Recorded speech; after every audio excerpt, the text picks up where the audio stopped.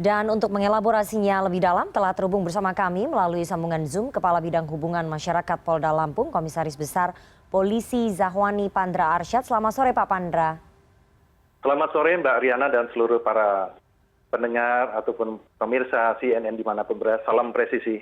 Oke, Pak Pandra, bagaimana kronologisnya sampai warga membakar kantor Polsek Candipuro? Ya baik, jadi ini kejadian yang diawali dengan adanya beredar informasi yang disampaikan salah seorang warga melalui media sosial dan termasuk juga tadi sudah dijelaskan bahwa Polsek Candipuro ini dipimpin oleh seorang AKP namanya Ahmad Hazwan. Jadi kegiatan tersebut adalah kegiatan di mana anggota Polri berupaya untuk bisa memberikan perlindungan pelayanan kepada masyarakat dan informasi ini yang berkembang salah seorang kepala desa tersebut ya sempat membawa bagian warga masyarakatnya menuju Mapolsek Candipuro tadi malam. Nah, pada saat yang bersamaan Kapolsek Candipuro saat ini tengah melaksanakan pembinaan Harkamtipmas dan juga tengah melaksanakan Binpres nomor 2020 yaitu penegakan disiplin protokol kesehatan. Nah, ini pada saat yang bersamaan ada informasi bahwa adanya laporan masyarakat yang berkembang yang tidak pernah ditanggapi oleh Polsek tersebut. Nah, ini disampaikan kepada pihak kepolisian Polsek Candipuro tersebut dan sempat diterima oleh seorang pejabat Polsek. Nah, kejadian 2 jam berselang jadilah suatu kegiatan yang sama sekali sangat kita sesalkan secara bersama-sama karena itu adalah fasilitas negara di dalam untuk memberikan perlindungan pada masyarakat tetapi dirusak. Nah ini yang menjadi keyakinan bersama dan tidak diterima oleh masyarakat sekitar. Nah ini yang pasca kejadian itu tentunya kami segera cepat untuk melakukan proses penyelidikan dan pengejaran daripada pelaku. Sementara itu Mbak Riana. Oke, Pak Pandra, motifnya apa warga membakar Mapolsek? Apakah kemudian hasil penyelidikan sementara menunjukkan ada pihak tertentu yang menjadi provokator warga membakar Mapolsek? Ya, informasi yang didapat itu banyak sekali pelaku-pelaku kejahatan yang tidak ditangani oleh Polsek Candipuro. Tadi sudah dijelaskan bahwa jumlah personil Polsek Candipuro itu adalah berjumlah 19 orang dengan Kapolseknya. Dan ini kami harus melaksanakan kegiatan pengamanan kepada masyarakat sebanyak 50 ribu lebih jumlah penduduknya.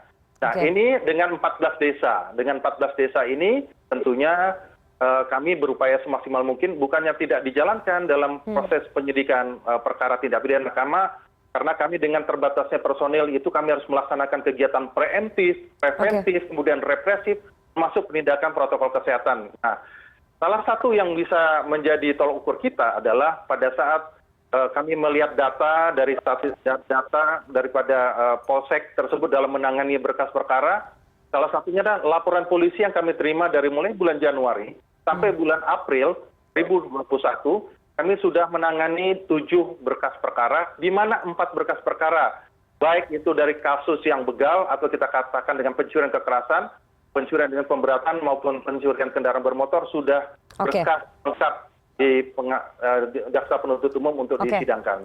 Nah ini informasi ini yang tidak ditanggapi atau kurang difasilitasi, artinya seorang pamong desa mestinya di sini salah satu kepala desa yaitu Beringin Kencana yang mengajak warga masyarakatnya untuk datang ke Mapolsek dan sudah ada kami sudah melakukan mengamankan ya pasca kejadian tersebut kami sudah mengamankan 8 orang yang diduga sebagai pelaku daripada perusakan daripada salah satu bagian Mapolsek di Candirono. Oke, Pak Pandra, dari 8 orang ini apakah sudah ada yang ditetapkan sebagai tersangka atau masih dalam proses penyelidikan?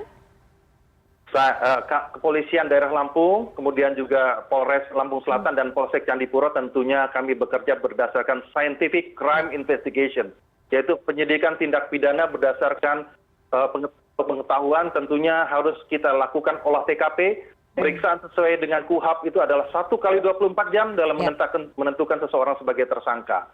Karena ini adalah pertanggungjawaban secara hukum, sebagaimana nanti ancaman hukumannya yang akan kita persangkakan itu berdasarkan pasal 170, yaitu apa yang pasal 170 KUHP yaitu barang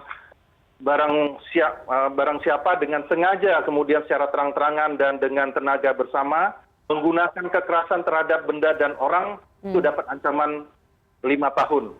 Dan ini kita akan unsur pasal ini akan kita terapkan di dalam melakukan penyidikan terhadap ini. Dan tidak tertutup kemungkinan Bapak Kapolda Lampung sudah tegas memerintahkan kepada Kapolda Lampung Bapak Irjen Polisi Dr. Andes Hendro Sugiatno, MM telah menegaskan kepada seluruh Kapolres yang ada berikan pelayanan pelindungan dan pelayanan kepada masyarakat. Baik, ya. Tindak tegas pelaku-pelaku C3 tadi. Oke, Pak Pandra, kondisi Polsek saat ini seperti apa? Apakah kemudian semuanya ludes terbakar atau masih ada sisa-sisa bangunan yang memang masih bisa kemudian direnovasi dan kemudian teman-teman dari Polsek sana apakah dipindahkan sementara berkantornya atau bagaimana, Pak Pandra? Begini Mbak Rifana, jadi ini sebenarnya bagian kecil saja dari salah satu bagian ruangan Polsek, yaitu ruangan SPKT saja yang rusak. Ada beberapa mebeler yang ada di depan saja. Secara keseluruhan tidak sampai rusak parah dan ada satu sepeda motor yang sempat dibakar oleh masyarakat. Pasca kejadian tadi malam justru masyarakat sekitar itu sangat sekali antusias. Tokoh masyarakat sana tidak terima polseknya dibakar. Ini adalah fasilitas negara yang melindungi kami. Kenapa bisa mereka geram sekali? Bahkan kami telah melakukan penindakan terhadap penangkapan terhadap 8 orang yang diduga pelaku tersebut. Kami tetap melaksanakan secara fight the crime and love humanity. Kami tindakan betul-betul yang kami tindak atau yang kejar adalah kami perangi adalah kejahatan yang niat jahat atau kejahatan tersebut dan tetap kami menjaga hak asasi manusia atau love humanity. Itu Mbak. Oke, baik. Jadi, Pak Pandra. intinya tidak ada semuanya kembali sudah seperti biasa. Bahkan mungkin dalam waktu ke depan 2 hari ke depan ini sudah bisa menjalankan pelayanan kepada masyarakat sebagaimana dan sudah kondusif. Oke, baik Pak Pandra, tadi Anda mengatakan memang mengakui bahwa Mapolsek Candipuro ini kekurangan personil begitu dalam menangani kasus kriminalitas di sana. Tapi kenapa kemudian tidak ada inisiatif dari Polda Lampung untuk bisa menambah personil di sana? Ya inilah makanya yang saya katakan tadi, keterbatasan personil ini memang dirasakan. Ya. Mulai dari rekrutmen, kemudian penempatan, kami rasakan terbatasan itu. Inilah yang namanya kita lakukan bagaimana pemberdayaan perpolisian masyarakat, atau kita katakan community policing. Ini segala sesuatu adalah aspirasi yang disampaikan ini, tidaknya apalagi salah satu kepala desa, dia sebagai seorang pamong harusnya bisa membantu tugas-tugas kami di lapangan.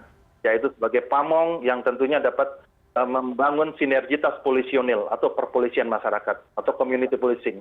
Ya ini jangan sampai, apalagi kita baru saja Muslim merayakan Hari Raya Idul Fitri 1442 Hijriah, tentunya jangan sampai kembali emosi, sampaikanlah dengan pikiran dan hati yang tenang, semua itu ada jalan keluarnya. Demikian Mbak, bahkan Pak Kapolda sudah memberikan, bahkan Polri saat ini sudah ada saluran untuk menyampaikan informasi tentang tindak pidana ataupun apa yang dilaporkan melalui call center 110, silakan itu dipakai. Bapak Kapolda juga menjelaskan, Kapolsek, kemudian Kapolres, bahkan Kapolda ada informasi apapun, jangan sampai ada sumbatan. Kita mencari win-win solution, bukan dengan upaya kita merusak ini merugikan pelayanan kepada masyarakat. Demikian Mbak Rifana. Oke, baik. Semoga segera ada titik temu komunikasi antara personil kepolisian di Candipuro dengan warga masyarakat di sana dan proses hukum bisa berjalan begitu dan ditetapkan juga pihak-pihak yang kemudian menjadi pihak yang bertanggung jawab atas pembakaran kantor Mapolsek Candipuro. Terima kasih sekali Komisaris Besar Polisi Zafani Pandra Arsyad, Kabid Humas Polda Lampung atas waktunya kepada CNN Indonesia Newsroom sore hari ini. Sehat selalu Pak. Terima kasih Mbak.